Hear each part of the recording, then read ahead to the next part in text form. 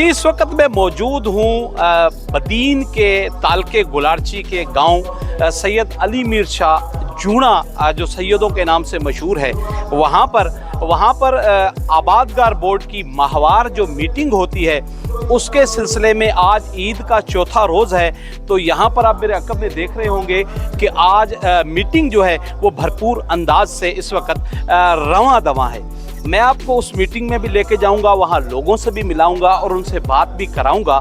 मैं आपको बताता चलूँ कि सिंध आबादगार बोर्ड जो है ये स्पेशल जो है, अगर हम बात करें मैशियत की तो पाकिस्तान की जो मैशियत है, जो बैकबोन है वो है आबादगार और ये ज़री शोबा जिसे एग्रीकल्चर कहा जाता है। तो एग्रीकल्चर शोबा अगर कमज़ोर होगा तो आप समझ सकते हैं कि हमारी मैशियत कमज़ोर होगी। इसी सिलसिले में आबादगार बोर्ड को जोड़ा गया। इस आबादगार बोर्ड की बुनियाद जो डालने वाले थे वो सैयद अली मीर शाह साहब थे, जो हमारे दोस्त सैयद सलमान शाह, सैयद असद शाह और सैयद हसन शाह के वालिद मोहतरम हैं। उनका ये जो बीज है बोया हुआ ज़मीन में आज बड़ा शजर हो चुका है और सिंध आबादगार बोर्ड जो है उसका एक प्लेटफॉर्म मौजूद है जहाँ पर आबादगारों के मसाइल सारे हल किए जाते हैं। इस वक्त हम आपको लेके चलेंगे उस मीटिंग के अंदर और वहाँ आपसे मिलाएंगे और लोगों से पूछेंगे कि आज क्या मसाइल वो लेके आए हैं अपने। आएँ।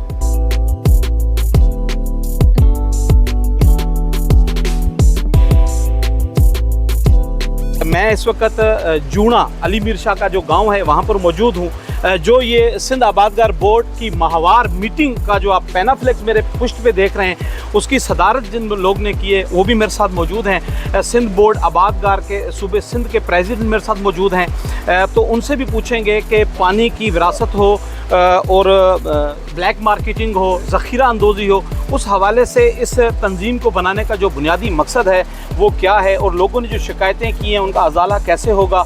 तो यहाँ पर अली मीर शाह के गांव में उनके जो बेटे हैं सलमान शाह, असद शाह, हसन शाह, उनकी मेज़बानी में एक यहाँ पर जो है दावत भी रखी गई, दिन का खाना भी खाया गया। तमाम यहाँ के आबादगार हों जिसमें साईं दाऊद शाह हों, अली मीर शाह के गांव के लोग हों, गुलारची, यकीनन ये सिंध का बोर्ड है तो सिंध के काफ़ी अजला से यहाँ पर लोगों ने शिरकत की तो उस हवाले से भी शिकायतें हुई। तो मेरे साथ सूबे के प्रेसिडेंट मौजूद हैं, उनसे पूछेंगे कि ये जो शिकायतें लोगों ने की हैं इनका अजाला असर कैसे हो।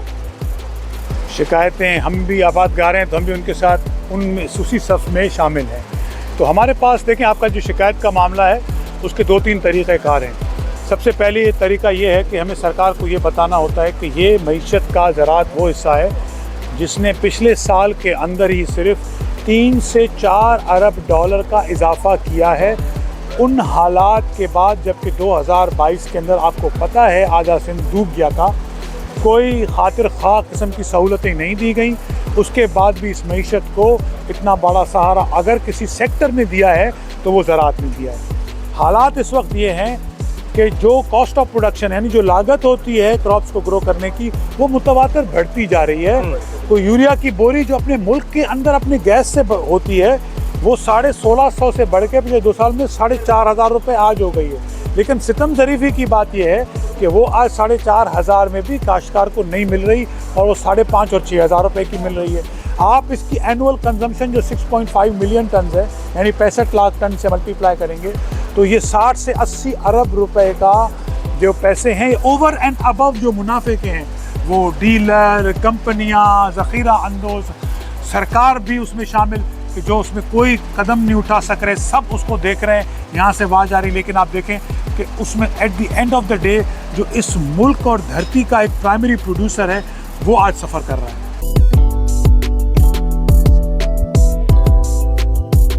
तो सर अभी अगर हम बात टेल की भी करते चलें, इसके साथ साथ आपसे गुफ्तगू हुई है तो टेल तक लोगों की हमेशा शिकायत रही है हमारे पास, ख़ास तौर पे बदीन के अंदर जो साइली बेल्ट से जितनी भी यहाँ पर नहरें मुंसलिक हैं बड़ी नहर से, तो अकरम व फुलेली से जो नहरें निकलती हैं, जो छोटी छोटी नहरें, उनके टेल पे पानी ना पहुँचने का सबब क्या है?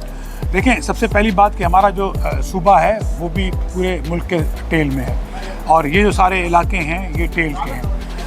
इरीगेशन के अंदर आप देखेंगे टेल की बात कर रहे हैं, टेल का हमारा मुराद है जो आखिर में जिनको पानी में पूछड़, लास्ट पूछड़ क्या जी जी ऐसे ही वो मसला सिर्फ कोटली बैराज का नहीं है, यहाँ सिर्फ अकरम बाग का नहीं है। वो पूछड़, आप आज मैं आपको रोडी कैनाल की बताता हूँ पूछड़, वो 6 माही भी नहीं है, 12 माही। आज आप चले जाएं सुमरकी में, खैरपुर गंबो में, वहाँ पे आपको पानी नहीं मिलेगा। हमारे सिंध की कोई 77% टेलें हैं जहाँ पे पानी नहीं पहुँच रहा। उसकी 2-3 वजह है। सबसे पहली वजह, सिस्टम प्रॉपरली मेंटेन नहीं होता। नंबर 2, जितना जिसको पानी मिलना चाहिए उससे ज़्यादा पानी पिया जा रहा है, जिसकी वजह से जिसको कंट्रोल करना चाहिए वो प्रॉपरली कंट्रोल नहीं कर रहे। तो जाहिर सी बात है एक ही चीज़ होगी, वो ये कि जो नीचे वाले इलाके हैं, पूछड़ वाले इलाके हैं, वहाँ पे पानी की कमी रहती है हमेशा।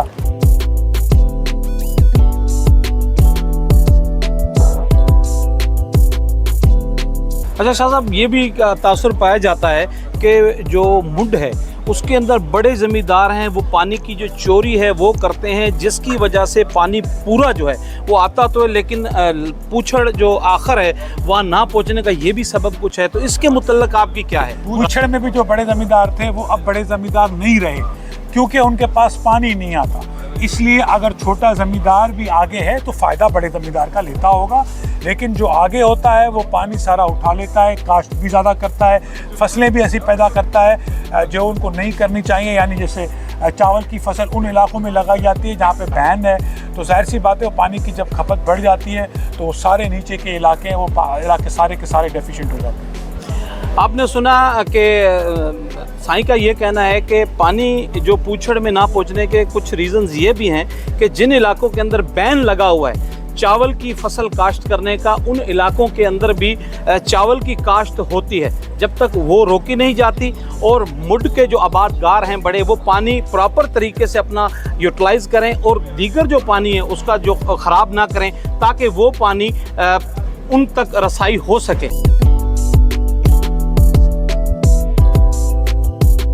मेरे साथ इस वक्त मौजूद हैं सैयद दाऊद हुसैन शाह साहब, जिनका ताल्लुक़ शहीद फाजल राव शहर के एक गांव से है और साईं टेल के आबादगार हैं। साईं दाऊद शाह जो हैं मेरे उस्ताद मोहतरम भी हैं। तो आज यहाँ पर सैयद अली मीर शाह के गांव में माहवार जो मीटिंग थी आबादगार बोर्ड की, उसके अंदर इनके साथ गुफ्तगू का मौका मिला। तो साईं से ये पूछते हैं कि साईं, ये जो टेल में पानी ना पहुंचने की वजह आप क्या समझते हैं, क्या है, क्यों नहीं पहुंच पाता? बिस्मिल्लाहिर्रहमानिर्रहीम। टेल में पानी न पहुंचने के पहले तो इसको हम 2 हिस्से करते हैं। एक है वो धान का पानी, खरीफ का पानी, वो हमारे कोटली बराज में वो है, अलाउ है। बाकी जो सर्दियों वाला पानी है, रबी का पानी है, वो तो फसल के लिए है ही नहीं। उन्होंने बोला हुआ है कि ये नॉन पेरिनल है और पेरिनल यहाँ इस पे आई नहीं। 2 नहरें हैं कोटली बराज पे पेरिनल। अच्छा, अब जो 2 हिस्से हैं उसमें से एक हिस्सा है कि उसमें हम रबी के टाइम पे इस पूरे इलाके को पीने का पानी चाहिए, क्योंकि इसके निचला पानी जो है कुएँ का या नलके का, बोरिंग का पानी सारे पूरे इलाके में खरा है। और इसके अलावा बहुत बड़े पैमाने पे माल मवेशी हैं लोगों के, और उनके लिए तालाबों में पानी भरना होता है। तो ये जो पीने का पानी आता है वो हमें देते हैं कभी महीने के बाद, कभी 1.5 महीने के बाद। मेरी राय ये है कि इस कोटली बराज पे 2 नहरें, एक चैनल और एक दूसरा कल्दी बगार जो है सर्कल, इसमें ये पेरिनल है। अगर उसको 2 दिन भी बंद कर दें, यानी जिन्होंने सारा साल पानी पिया है, अगर उनको 2 दिन बंद कर दें तो इस पूरे इलाके में पीने का पानी जो है मुहैया हो सकता है। हम ये पानी जो पीने का आता है उसको छोटे छोटे तालाबों में माल मवेशी के लिए रोकते हैं और ख़ुद भी जो है वो पीते हैं। तो ये तो ऐसा हो गया रबी का। बाकी रहा खरीफ का पानी। खरीफ का पानी इस तरह है कि हम चूँकि बदीन और बदीन में गुलारती जो है शहीद फाजल राव, ये टेल में है। टेल में होने की वजह से पिछले जो इलाके हैं हैदराबाद से लेकर गुलारती मातली तक या इस तक, उन इलाकों में जो है वो लोग पहले कमाद, केला और दूसरी फसल करते थे। अब जब से ये हाइब्रिड बीज आए हैं 100 मन वाले, 90 मन फी एकड़ वाले, तो लोगों ने वहाँ पर भी दान करनी शुरू कर दी। एक दूसरी वजह यह है कि आगे पहले इन बड़े लोगों का, मुंड वाले लोगों का ज़मीन का 70% आबाद होता था, 30-25% जो है वो गैर आबाद होता था। अब ट्रैक्टर आ गए हैं, मशीनरी आ गई है, लोगों के पास वसाइल आ गए हैं, उन्होंने अपनी 100% ज़मीन जो है वो काश्त कर दी है और वो अपने हिस्से से ज़्यादा पानी लगाते हैं। इस वजह से जब जून में पानी आता है और कोटली बराज 32, 33, 34, 35 हज़ार क्यूसेक पे चल रहा होता है, उस वक्त जो है टेल में पानी नहीं होता और टेल वाले इंतज़ार करते हैं कि मुंड वाले जब पानी पीकर जी भर लेंगे तो फिर आगे पानी आएगा। तो ये दो वजूहात हैं पानी के देर से आने की।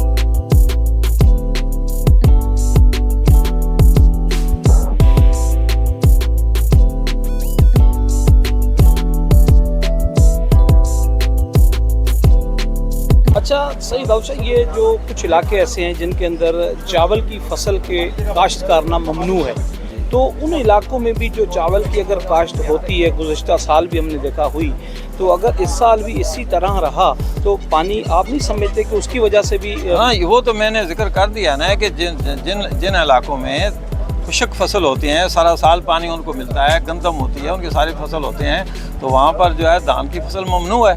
लेकिन आपको पता है कि आजकल कौन पूछता है, कौन आकर तप्पेदार या पटवारी आकर उनकी ज़मीन की सर्वे करता है कि आपने धान क्यों लगाई। हालांकि इसमें रोडी कैनाल में और नारा कैनाल में दूसरे इलाकों में वहाँ आकर वहाँ फसल को आग लगा के जाते हैं कि आप ये जो है धान की फसल अच्छा काश्त न ये करें। जो आबादगार बोर्ड का जो क़याम है, इसका ये भी तो काम है ना कि जिन सिंध के इलाकों में पानी जो ममनू फसल जी। हैं उनके खिलाफ ये तहरक करें, उठाएं, कदम उठाएं। तहरीक कर रहे हैं, लेकिन इसमें थोड़ा सा एक फ़र्क ये है कि आबादगार बोर्ड के मेंबरान में मुंड वाले भी हैं और टेल वाले भी हैं। अब जाहिर है जब मुंड वाले भी उसमें हैं, टेल वाले भी हैं, तो वो तो अपने कभी भी नहीं कहेंगे कि मुंड वाले पानी ना लगाएं। बोर्ड तो है, लेकिन अब जो है टेल वाले जो आबादगार बोर्ड के जो मेंबरान हैं, उनके जो अब उहदेदारान हैं नए, ये कोशिश करके कानून पे अमल दरामद करा सकते हैं, उनके मॉडूलों का भी साइज़ पे करा सकते हैं और धान की ममनूआ फसल को रुका सकते हैं। एक कोशिश है। आपने सैयद दाऊद शाह की बातें सुनी और यकीनन पानी ना पहुंचने की कुछ वजह जो उन्होंने बताई हैं उनमें ये भी शामिल है जी। तो इंशाल्लाह फिर मिलेंगे किसी नए ब्लॉग में। आपके होस्ट सरदार भट्टी को दीजिए इजाज़त। अच्छा लगे तो शेयर कीजिएगा, कमेंट्स कीजिएगा और लाइक कीजिएगा। बहुत मेहरबानी।